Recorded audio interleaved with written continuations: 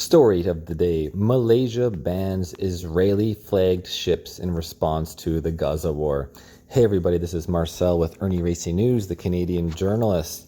So, ships on their way to Israel will also be barred from loading cargo at any point in the largely Muslim Southeast nation with immediate effect, Prime Minister Anwar Ibrahim said in a statement. So, Kuala Lumpur, Malaysia banned on Wednesday Israeli-flagged cargo ships from docking at its ports in response to Israel's actions in Gaza, which it said ignores, quote, basic humanitarian principles, end quote. Ships on their way to Israel will also be barred from loading cargo at any port in the largely Muslim Southeast Asian nation with immediate effect. Anwar singled out Israel's biggest shipment firm, ZIM. Malaysia's cabinet authorized ZIM to dock its vessels at Malaysian port in 2002, but Wednesday's statement said that authorization has been rescinded. The Malaysian government decided to block and disallow the Israeli-based shipping company ZIM from docking at any Malaysian port, Anwar said.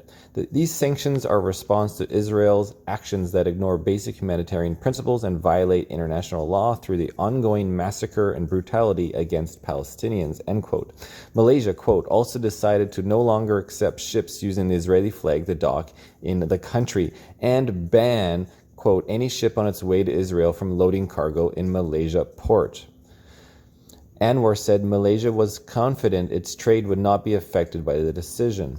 Malaysia does not have diplomatic ties with Israel.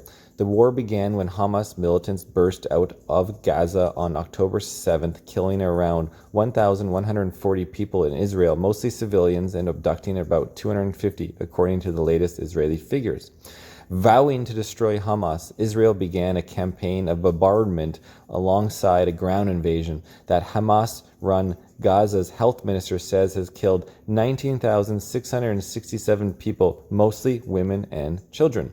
International pressure is mounting for a new truce that could ramp up aid to the besieged Palestinian territory, with the United Nations due to vote Wednesday on calling for a ceasefire. Anyways, Irnieracing News, Canadian Journalist, guys, December 20th, 2023.